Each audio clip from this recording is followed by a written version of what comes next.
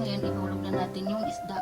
Ngayon naprito ko na yung isda, yung ulo ng maya-maya yan. Ngayon ilagay na natin yung alimasag. Ano na to pala? Sinigang sa miso. Ayan yung alimasag. Ayan. Tapos halo natin konti. Kasi ilagay na lang din natin yung kangkong. Ayan.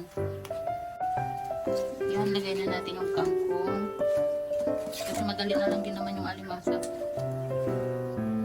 Lagyan natin yung sili, panigang, tapos ilagay na natin tong miso.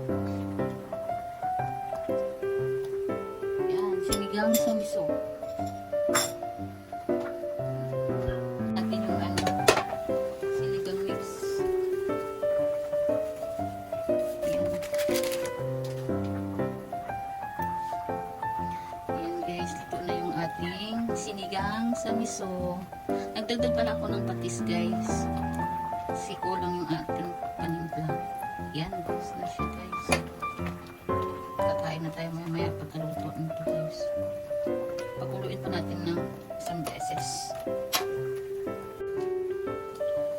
Ayan guys, luto na yung ating sinigang sa miso. May sabaw tayo kahit mainit ang panahon. Tatak pawis natin at masarap.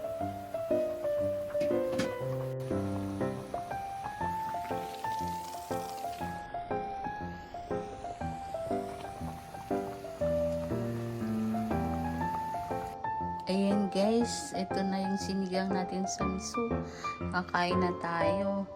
Ang sausawan pala natin ito ay patis with sili.